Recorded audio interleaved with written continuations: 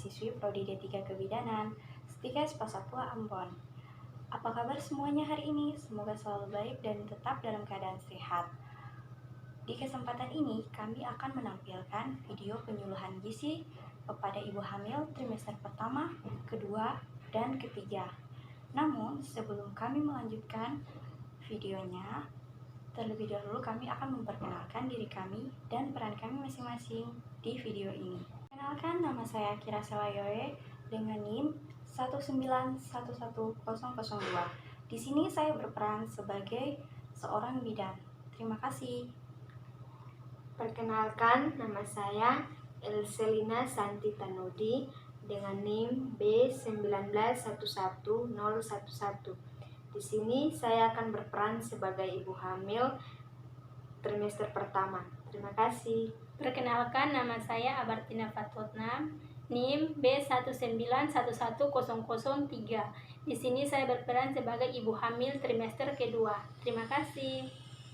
Dengan NIM B1911018. Di sini saya berperan sebagai ibu hamil trimester ketiga. Terima kasih. Demikian perkenalan dari kami. Selamat menyaksikan video kami. Selamat siang ibu-ibu. Siang, Ibu. Apa kabar semuanya hari ini? Baik, Bu. Seperti masih kurang semangat ya. Mana suaranya? Selamat siang ibu-ibu. Siang, Ibu. Oke, nah gitu dong.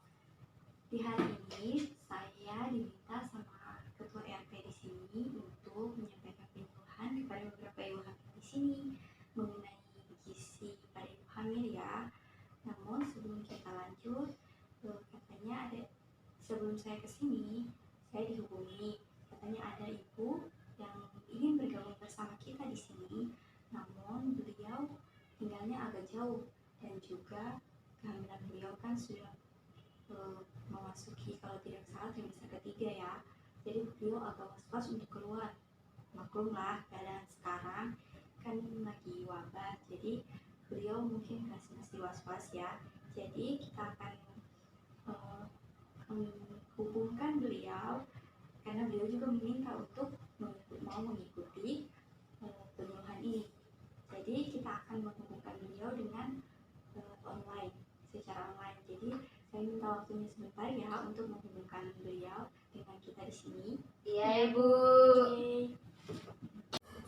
Baik, sebelum kita lanjut ke materi penyuluhan, ada yang bilang pepatah ya, kalau nggak dikenal maka nggak disayang ya. Jadi sebelumnya saya akan memperkenalkan diri saya. Nama saya Bidan Akira Selayoe, biasa disapa Bidan Ira, atau terserahlah dari ibu mau panggil saya siapa ya. Di sini kan saya sudah memperkenalkan diri saya, ibu juga sudah tahu saya. Boleh nggak saya tahu nama-nama ibu-ibu dan usia kehamilannya? Boleh, Bu. Oke, baik. Kita mulai ya dari ibu yang di-ujung. Silakan. Ya, Ibu, nama saya Santi dengan usia kehamilan saya 2 menjelang 3 bulan, Bu. Oh, Ibu Santi. Oh, berarti ibu termasuk trimester pertama ya? Iya, Ibu. Tahun keberapa nih ibu? Pertama, Ibu. Lanjut ibu. Perkenalkan, nama saya Ibu Lesti dengan usia kehamilan saya 4 menjelang 5. Oke, baik Ibu Resti ya. Berarti Ibu Resti ini termasuk usia kehamilan trimester 2 ya. Iya, Bu. Oke, kita lanjut dengan ibu yang bergabung bersama kita dari jauh ya. Ibu, silakan. Ya, oke, baik. Perkenalkan, saya Viralis Bata, berperan sebagai ibu hamil. Dengan kehamilan saya sudah mencapai 8 bulan. Ibu Resti anak pertama juga ya? Iya. Oh, berarti di sini semua anak pertama nih. Selamat ya. Iya, Ibu. Oke, kita lanjut ke penyuluhannya. Sebelumnya di sini saya sudah menyiapkan brosur yang isinya materi hari ini agar mempermudah ibu-ibu untuk memahaminya. Karena berhubung di sini tidak ada infokus, yang bisa saya tampilkan. Makanya saya membuatkan brosur ini buat ibu-ibu. Dan untuk Ibu Vera, saya sudah mengirimnya secara online untuk beliau pelajari di sana. Oke, baik, ini brosurnya. Yang pertama Ibu Santi, dan ini buat Ibu Resti. Ya, makasih Bu. Oke, bisa dibuka dan dilihat. Oke, kita lanjut ke materi penyuluhan hari ini dengan tema penyuluhan gizi ibu hamil trimester 1, trimester 2, dan trimester 3. Yuk kita. Oke, materi yang pertama, gizi ibu hamil. Apa sih gizi ibu hamil itu? Gizi ibu hamil adalah makanan atau zat-zat gizi yang dibutuhkan oleh seorang ibu yang sedang hamil, baik pada trimester 1, trimester 2, dan trimester 3, dan harus cukup jumlah dan mutunya, dan harus dipenuhi dari kebutuhan makan sehari-hari, sehingga janin yang dikandungnya dapat tumbuh dengan baik serta tidak mengalami gangguan. Makanan yang bermutu dibutuhkan ibu tidak boleh lebih dan tidak boleh kurang. Menu makanan yang cocok untuk ibu hamil yaitu menu gizi seimbang. Apa sih gizi seimbang itu? Gizi seimbang. Gizi seimbang ialah susunan pangan sehari-hari yang mengandung zat gizi dalam jenis dan jumlah yang sesuai dengan kebutuhan tubuh. Dengan memperhatikan prinsip keanekaragaman pangan, aktivitas fisik, perilaku hidup bersih, dan memantau berat badan secara teratur dalam rangka mempertahankan berat badan normal untuk mencegah masalah gizi. Kita lanjut yang berikut, 4 pesan gizi seimbang untuk ibu hamil. Yang pertama, mengonsumsi aneka ragam makanan lebih banyak, berguna untuk memenuhi kebutuhan energi, protein, dan vitamin, serta mineral sebagai pemelihara, pertumbuhan dan perkembangan janin, serta cadangan selama masa menyusui.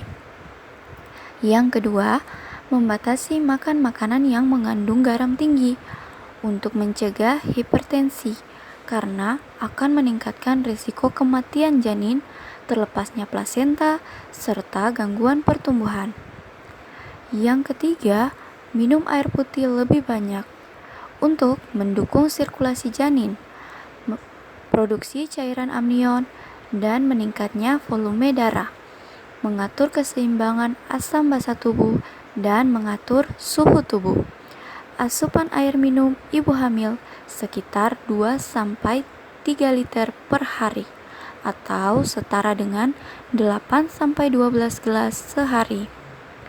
Yang keempat, membatasi minum kopi. Kandungan kafein dalam kopi dapat meningkatkan buang air kecil yang berakibat dehidrasi, tekanan darah meningkat, dan detak jantung meningkat. Kita lanjut yang berikut, penambahan kebutuhan zat gizi selama hamil. Kebutuhan gizi ibu hamil setiap harinya ditambah sesuai dengan usia kehamilan.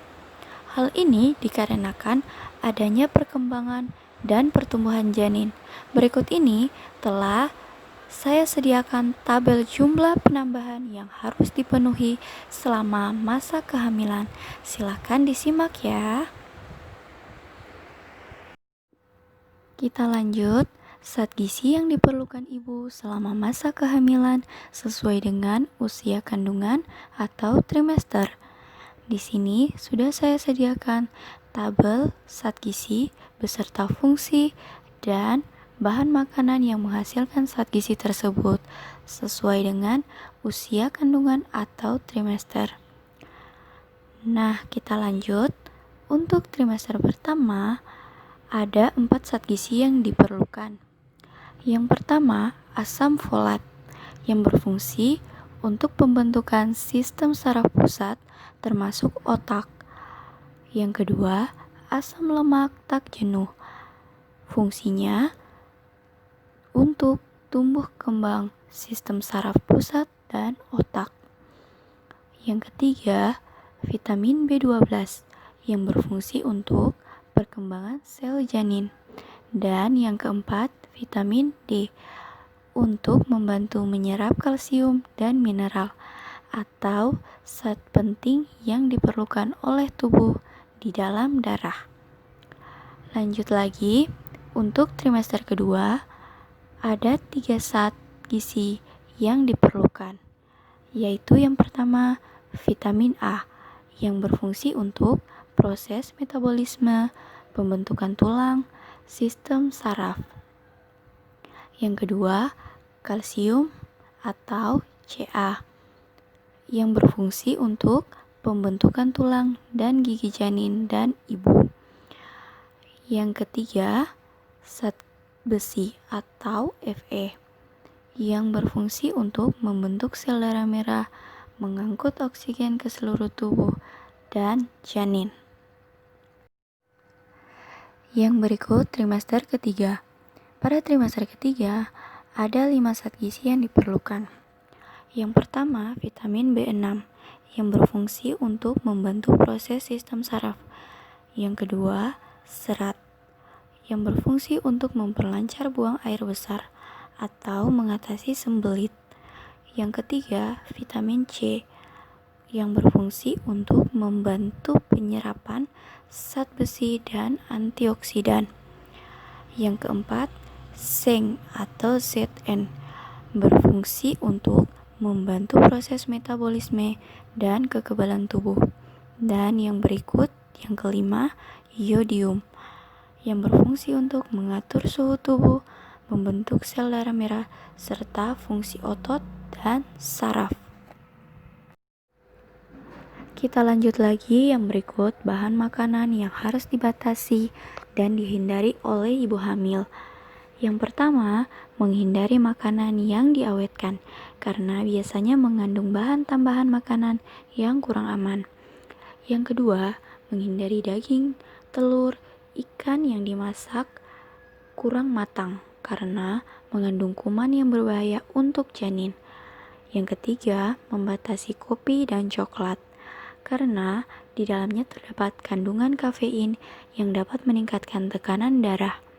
Yang keempat, membatasi makanan yang mengandung energi tinggi seperti yang banyak mengandung gula atau lemak, misalnya keripik atau kek.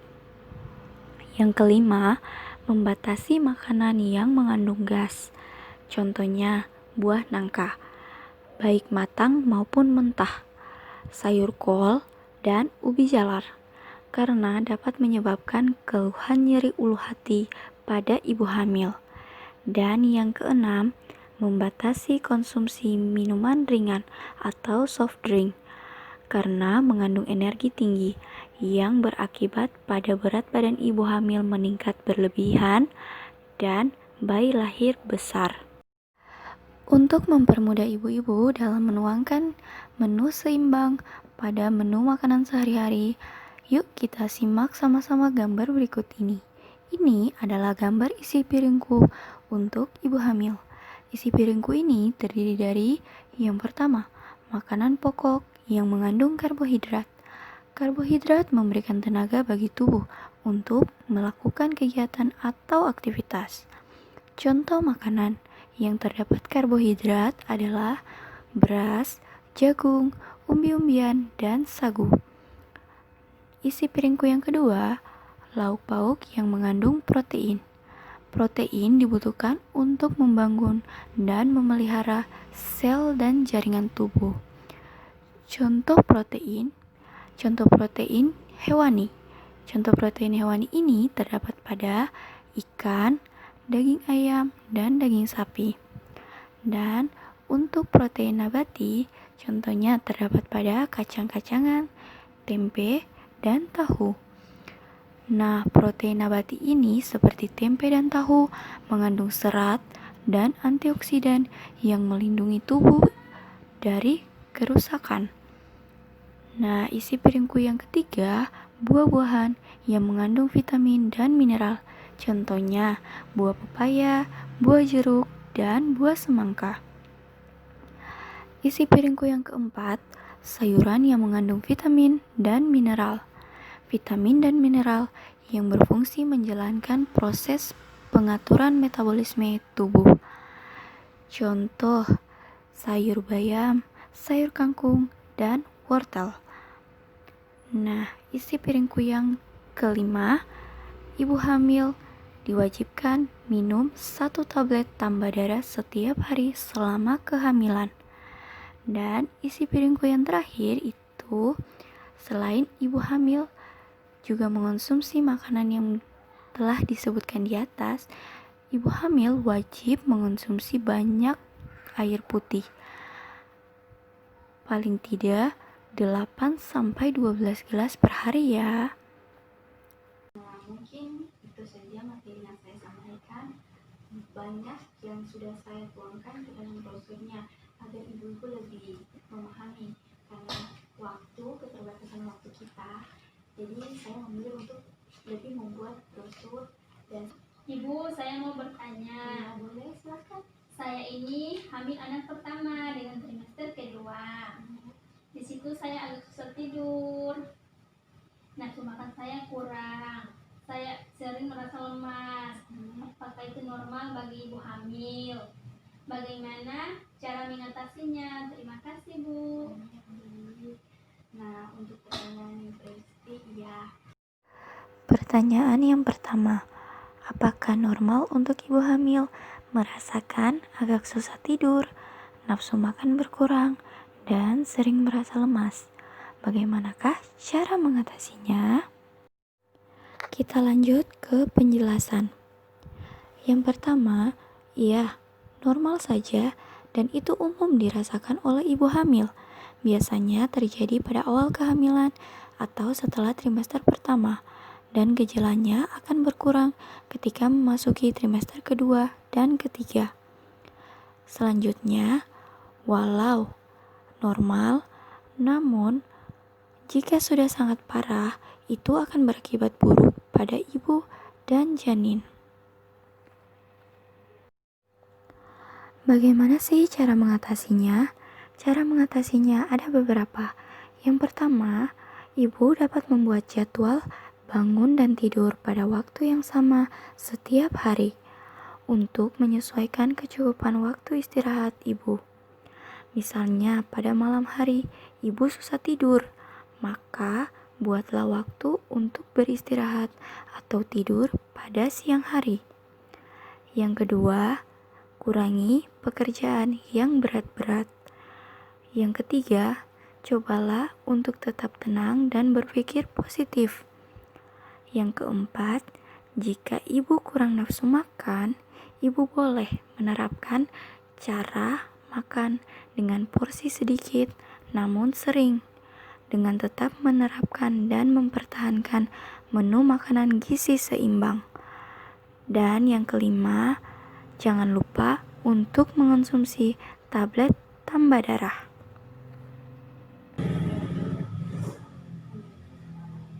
Ya Ibu, di sini saya mau bertanya,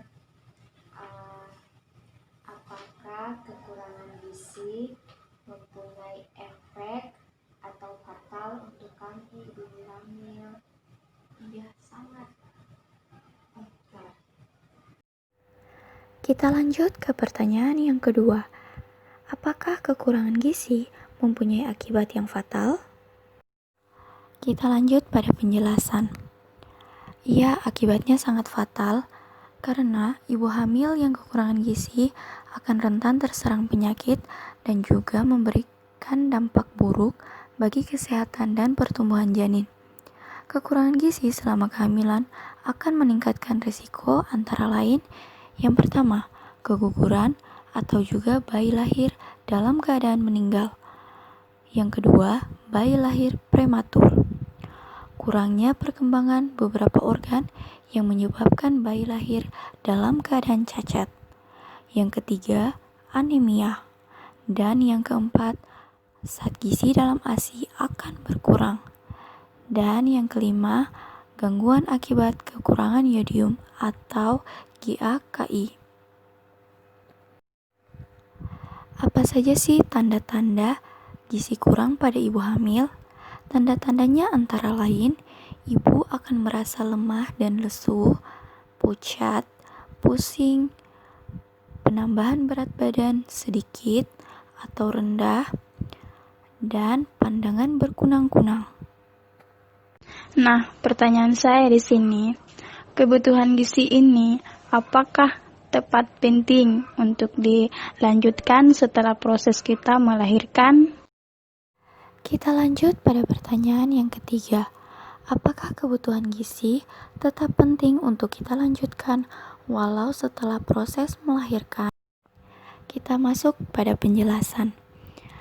Iya, sudah pasti tetap penting untuk tetap menerapkan dan menjaga kebutuhan gizi untuk tubuh kita. Bukan hanya pada masa kehamilan saja, namun tetap berlanjut selama kita hidup. Karena tanpa gizi yang cukup dan seimbang, pertumbuhan dan perkembangan tidak akan berjalan dengan baik, dan otomatis kesehatan kita pun dapat terganggu. Oke, mungkin sampai sini penjelasan saya hari ini. Saya tutup penjelasan saya hari ini. Kurang dan lebihnya saya mohon maaf. Terima kasih untuk waktu ibu-ibu yang bersedia hadir di sini dan juga Ibu Vera yang bersedia mengikuti penyuluhan ini melalui online. Saya ucapkan sekali lagi terima kasih. Selamat siang untuk semuanya. Siang. Wanita hamil merupakan kelompok yang rawan gizi. Maka, wanita hamil memerlukan gizi yang cukup untuk kesehatan dirinya dan janinnya.